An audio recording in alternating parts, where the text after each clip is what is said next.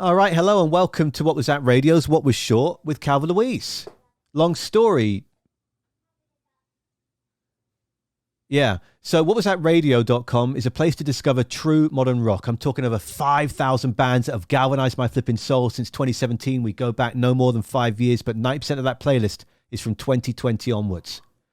Now, the podcast split into two directions: a conversation with, where I can speak with these creators for an hour, two, three, or four. Then what was short, where Mike Battle, one of my best friends and the editor of this podcast, chooses his favorite little nugget that he feels showcases this band in a way of which maybe is going to get you going and galvanized as well to dive into their work and get to know more about them. And Calva Louise, I was floating for hours, for days after this chat. I was so warmth is the word I wrote down after the chat on my notepad. They filled me with warmth. They invigorated my soul. They filled me with passion through showcasing their own. And this is going to show you, I'll say show or showcasing a third time in quick succession, exactly that. The fire that burns in the souls of their creative and how they wish to push themselves to grow constantly. Where in London did you find something that was £10 or under? That can't be, accurate. Yeah, got a lot of good stories.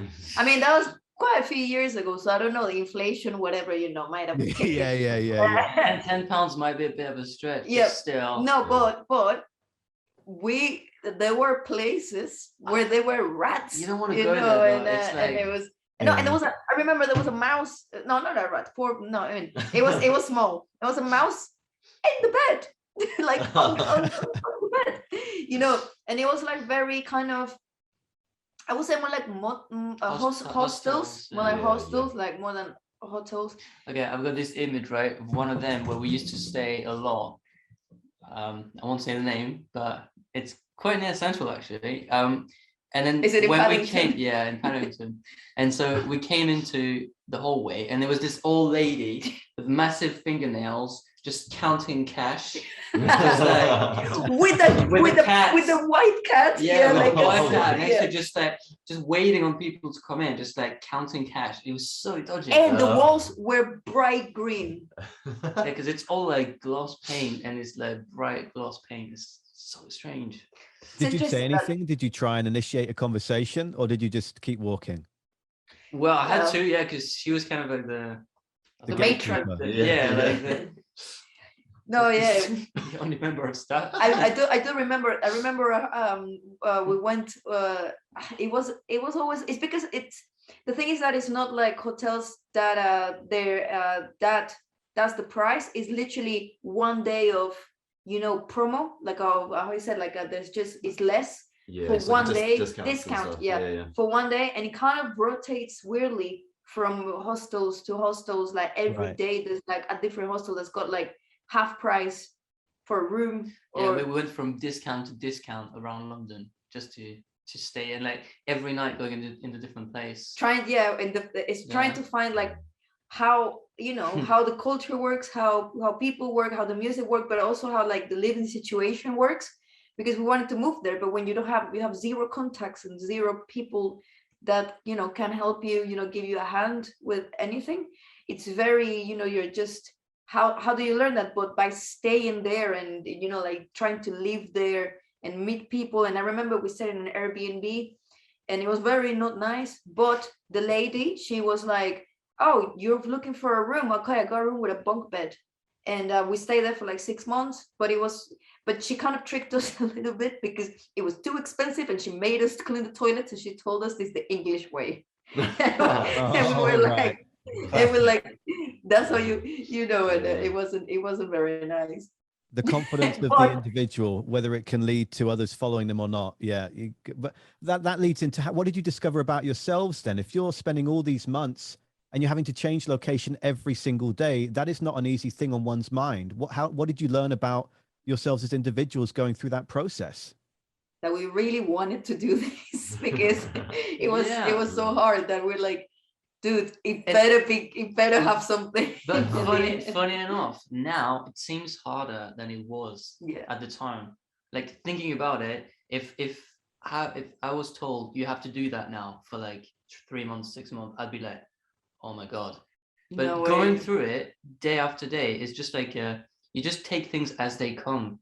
And so I don't know, I feel like, it's like unexpected resources where you just have the power to go through all that stuff. And it's like an experience, because now we know how, like what we had to go through just to adapt, I feel, to, a different country, and just, for the love of music.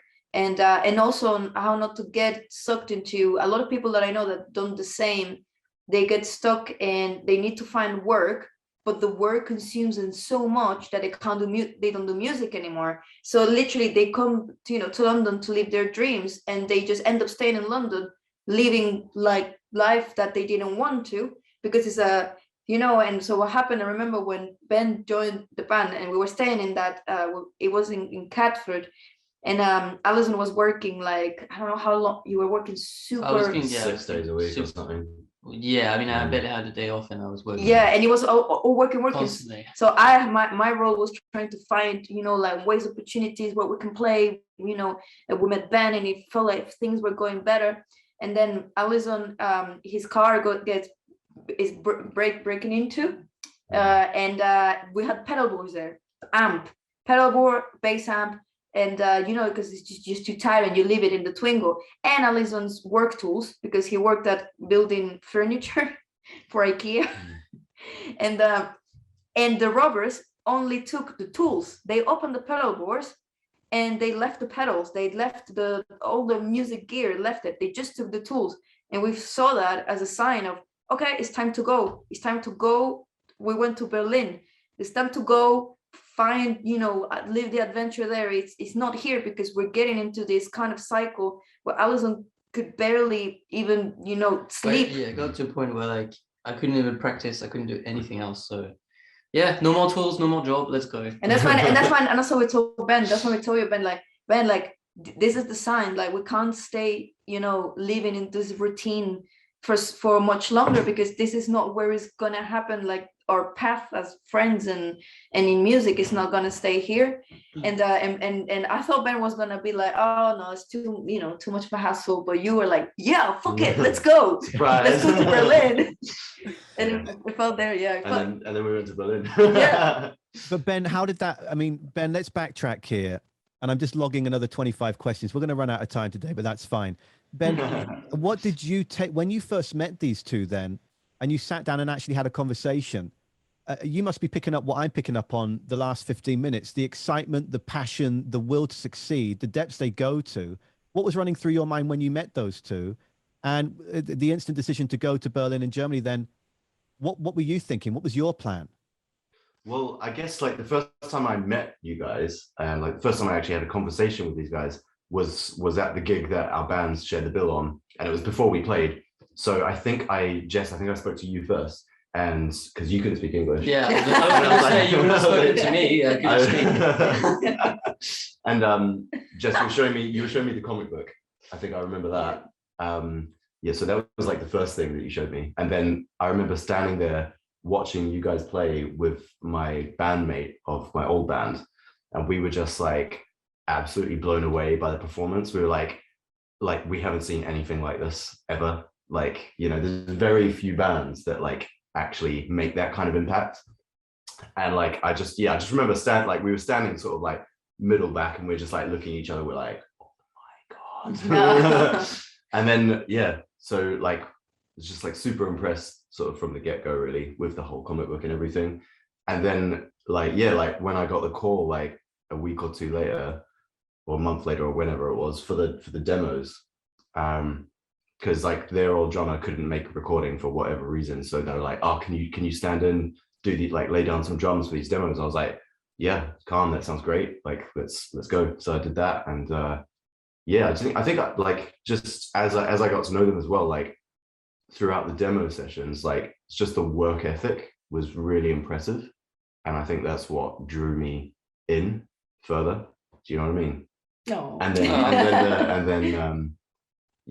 And then you started learning English, and then we actually finally started talking. and then we went to Berlin. I was like, and they shared in Berlin, they shared a bed. That brought us closer very instantly, because we obviously for a month we didn't have like that much money, and for like, yeah, so we had to rent like a double bed for a month, and then we shared the double bed. Yeah. Yeah, it was nice. And I was in the living room, or Yeah, you had I got my little room. Those three are just incredible. If you enjoyed that little nugget of our conversation with Calva Louise, please consider watching the entire thing. That's what my brain was trying to say instead, by going to whatwasthatradio.com/podcast. And thank you so much for your time. Whatever you're doing the rest of your day, and as always, please look after yourself. And I hope there's some fun and smiles involved in the rest of it too, because we've got to cherish that positive.